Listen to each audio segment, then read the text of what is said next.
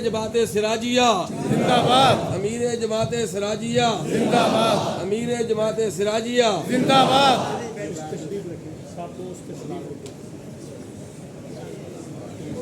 تشریف رکھیں اور سب سے پہلے تو السلام علیکم۔ سب سے پہلے تو میں یہ عرض کرتا ہوں کہ میں اتنا اچھا اسپیکر اور مقرر نہیں ہوں جتنے میرے باقی تین بھائی ہیں، خاص طور پر خالد اور توقیر۔ تو اگر مجھ سے اتنی اچھی تقریر نہ ہو تو مجھے معاف کر دیجیے گا۔ یہ لوگ تو اپنے اسکول اور کالج ڈیز میں بڑے اچھے ڈبیٹر بھی رہے ہیں، انعامات بھی حاصل کرتے رہے، یونیورسٹی میں بھی حصہ بھی۔ تو ہمیں تو موقع نہیں ملا کیونکہ ایف ایس سی کرنے کے بعد میڈیکل چلے گئے، وہاں سوائے کتابوں کی اور کچھ بھی نہیں تھا، اور نہ ہی کوئی ایکسٹرا کریکولر ایکٹیویٹی ہوتی ہے جو اب تو خیر بہت چینج ہو گیا۔ دوسرے یہ ہے کہ میں جتنی باتیں خالد صاحب نے نبی صاحب نے کر دی تو ان کو دوبارہ ریپیٹ نہیں کروں گا۔ میرے خیال میں سارے پوائنٹس انہوں نے کور کر دیے ہیں، جماعت کے بارے میں اور اسکولوں کے بارے میں اور فیوچر پلانس کے بارے میں۔ اللہ تعالیٰ ہمیں ہمت دے، آپ کی دعاؤں سے وہ جو خواب ہم دیکھ رہے ہیں ابھی ان کو پورا کرنے کی آمین۔ میں ایک شعر سے شروع کرتا ہوں۔ یہی کچھ ہے ساقی متاع فقیر، یہی کچھ ہے ساقی متاع فقیر، اسی سے فقیری میں ہوں میں۔ عزیزان محترم، آج مجھے دلی مسرت حاصل ہو رہی ہے کہ میں اپنے بزرگوں کے مقام پر آپ سے مخاطب ہوں۔ میں نے شاید کبھی سوچا بھی نہیں تھا کہ کبھی مجھے ایک ٹائٹل امیر جماعت کر دیا جائے گا، کیونکہ میرے دماغ میں تھا کہ ٹیچر جان ہیں وہ تعاون رہیں گے اور یہ سلسلہ ایسے ہی جاری رہے گا، لیکن ظاہر ہے اللہ تعالیٰ کے اپنے پلانس ہیں۔ آج یہاں پر محبت والے اور عشق والے لوگ جمع ہیں اور نہایت پاکیزہ مقاصد اور ایک آرزو لیے دلوں میں لے کر پاک جگہ پر جمع ہے۔ رسول اکرم صلی اللہ علیہ وسلم کا ارشاد ہے، علم و حکمت کا کلمہ جو کسی محفل سے بندہ سنتا ہے وہ 1 سال کی عبادت سے افضل ہے۔ اور علم سیکھنے کے لیے علم والوں کی گفتگو میں حصہ لینے کے لیے شامل ہونا ایک غلام آزاد کرنے سے زیادہ اجر و ثواب والا عمل ہے۔ فرمان نبی ہے کہ جو شخص علم کے راستے پر چلتا ہے اللہ اس کے لیے جنت کا راستہ آسان فرما دیتے ہیں، فرشتے اس کے راستے پر بچھاتے ہیں، ساری مخلوق یہاں تک کہ سمندر کی مچھلیاں بھی اس کے لیے مغفرت کی دعا کریں۔ تو یہ علم کی اہمیت کے بارے میں پاکیزہ محفلوں میں بیٹھنا، ایک دوسرے کو سلام کرنا، خندہ پیشانی سے پیش آنا، یہ سب چیزوں کو معمولی عمل نہ سمجھیں، چھوٹی نیکی کو کبھی چھوٹا نہ سمجھیں۔ پیاسے کتے کے بچے کو پانی پلانے پر اللہ بخشش نما دیتے ہیں، اور چھوٹے گناہ کو کبھی چھوٹا نہیں سمجھنا چاہیے۔ صرف بزرگوں کی یاد بنانے سے فیض نہیں ملتا، ان کے راستے پر چلنا اور محبت اور ادب کا راستہ اختیار کرنا ضروری ہے۔ معزز حضرات، ہر آدمی خواہش رکھتا ہے کہ زندگی میں سکون اور اطمینان حاصل ہو، یہاں پر عزت اور آبرو حاصل ہو، اور آخرت کی زندگی میں فلاح اور نجات حاصل ہو۔ ان سب چیزوں کے لیے دین اسلام کو سمجھنا ہوگا اور اس پر عمل کرنے کے لیے محنت کرنی ہوگی۔ قرآن کریم میں ارشاد ہے، کہ اللہ تعالیٰ کا پسندیدہ دین اسلام ہے اور اللہ کے ہاں عزت بھی اسی کو ملے گی جو اللہ تعالیٰ کے اس پسندیدہ مذہب پر اور دین پر چلے گا۔ اسلام ہماری زندگی کے تمام پہلوؤں سے متعلق ہدایات دیتا ہے۔ اسی لیے نبی صاحب نے پہلے بتایا کہ قرآن کا کم از کم ایک رکوع جب اس کے ساتھ ترجمے کے ساتھ آپ پڑھیں گے تو آپ کو پتہ لگے گا کہ قرآن کیا کیا ہے۔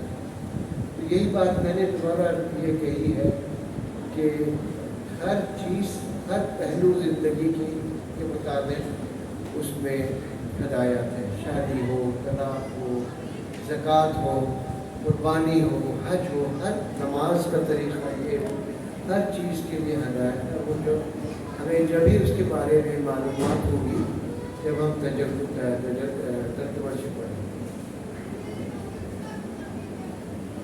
محترم صاحب کرام، موسم کا اور دعائیں مصیبتوں کا رخ بدل دیتی ہیں، اس لیے اللہ تعالیٰ سے دعائیں مانگتے رہیے، دعائیں دیتے رہیے، اور میری دعا ہے کہ پروردگار آپ کو دنیا اور آخرت میں اعلیٰ مقام اور مرتبہ عطا فرمائے۔ کائنات کا مالک ہمیشہ ہم سب کو اپنی رحمتوں کے سائے میں رکھے اور ہر پریشانی سے محفوظ رکھے۔ آج ہم جس ماحول میں رہ رہے ہیں اس میں محبتیں کم ہیں اور نفرتیں زیادہ ہیں، ہر طرف انتشار اور کشیدگی ہے، ہر آدمی پریشان ہے۔ ہمارا دین تو محبت، رواداری، بھائی چارے اور خیر خواہی کا سبب ہوتا ہے۔ فرمان رسول ہے کہ حقیقی اور سچا مسلمان وہ ہے جس کی زبان اور ہاتھ یعنی عمل سے کسی کو دکھ یا تکلیف نہ پہنچے، اور وہ ہر ایک کا خیر خواہ ہوتا ہے۔ ہمارا دین نام ہی خیر خواہی اور نصیحت کا ہے۔ ہماری نمازیں اور روزے اگر اخلاق اور کردار کی اصلاح نہ کر سکیں تو محض رسمی عبادتیں کس کام کی؟ رسول مقبول نے فرمایا ہے کہ مجھے تو بھیجا اسی لیے ہے کہ میں اعلیٰ اخلاق کی تکمیل کروں۔ یہ خانقاہیں اور مساجد تو محبت اور عشق کے مرکز اور روح کی پاکیزگی کے مبلغ ہونے چاہیے۔ ہمیں علم سے نکل کر عمل کے میدان میں اترنا چاہیے۔ معزز سامعین، ہمارے بزرگوں کا بھی یہی پیغام تھا کہ نفرتوں اور فرقہ بندیوں کو مٹاؤ، سب ایک ہو جاؤ، اخوت اور بھائی چارے کی فضا پیدا کرو۔ ایمان تو نام ہی محبت اور خدمت کا ہے۔ آج سب سے بڑی کرامت ہی مخلوق کی خدمت ہے، اور آپس میں محبت والے عمل کرتے۔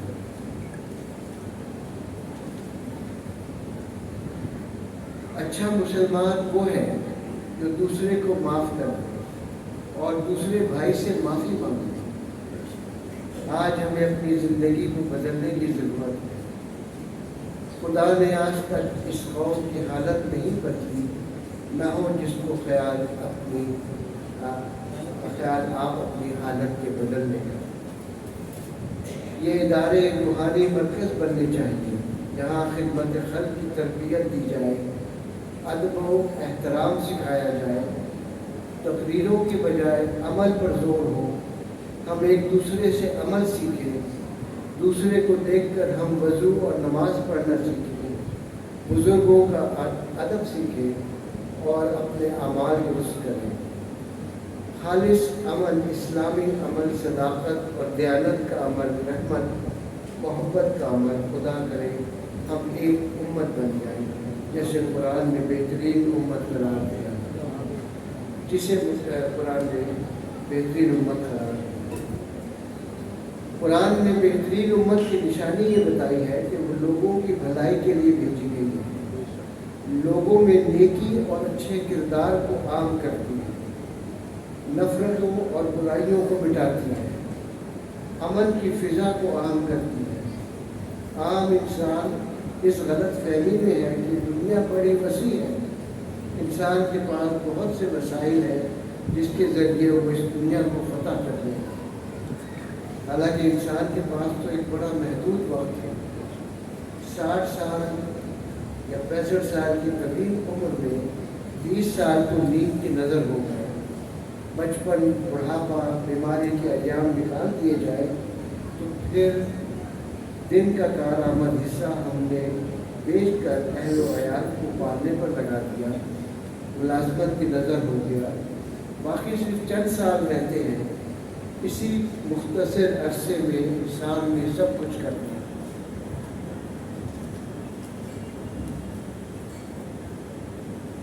آئے اٹھے تیار ہو جائے، زندگی کو کارآمد بنائے۔ یہ وقت اگر ضائع کر دیا تو سوائے ندامت کے کچھ نہیں بچے گا۔ کسی بزرگ سے پوچھا کہ زمین کتنی وسیع ہے، کسی نے اس کو ناپا ہے؟ اتنے میں ایک جنازہ وہاں سے گزر رہا تھا۔ بزرگ نے فرمایا، اس سے پوچھ لو کہ زمین کی ناپ کر جا رہا ہے کہ نہیں۔ آخر میں محترم حضرات، میں دوبارہ سے کہوں گا کہ اس زندگی کو کارآمد بنائیں، ذکر محفل منعقد کریں، راتوں کو جاگنے والے بنیں، قرآن سے دل لگائیں، نفس کے خواہشات کا مقابلہ کریں، معمولی ساز و سامان اور دنیا کی اشائش پر راضی ہو جائیں، کیونکہ جنت کی قیمت دنیا کو ترک کرنا ہے۔ نیکوں کی صحبت میں بیٹھے ہیں۔ حکم ہے کہ اچھے لوگوں کو زیادہ بھائی بنائیں، یہ قیامت کے روز آپ کی شفاعت کریں گے۔ جس خاتمے کے لیے کثرت سے دعائیں کیا کریں، حسن خاتمہ، کثرت سے دعائیں کیا کریں، یہ سب نجات حاصل کرنے کی شرائط ہے۔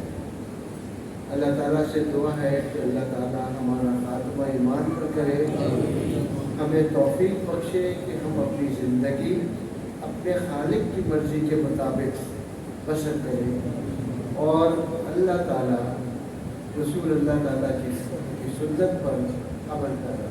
آمین۔ آخر میں سب بھائیوں کا شکر ادا کرتا ہوں کہ اس گرمی میں، ان حالات میں آپ کو اپنے گھروں کو اور اپنے دیہاتوں کو چھوڑ کر یہاں تشریف لائے۔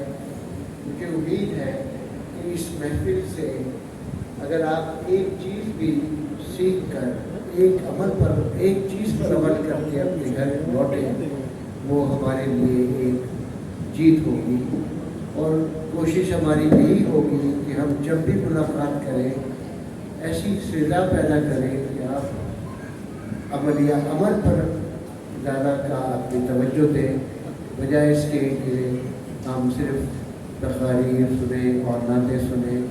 عمل ہم سے نہ ہو، عمل کرنا نہایت ضروری ہے۔ السلام علیکم۔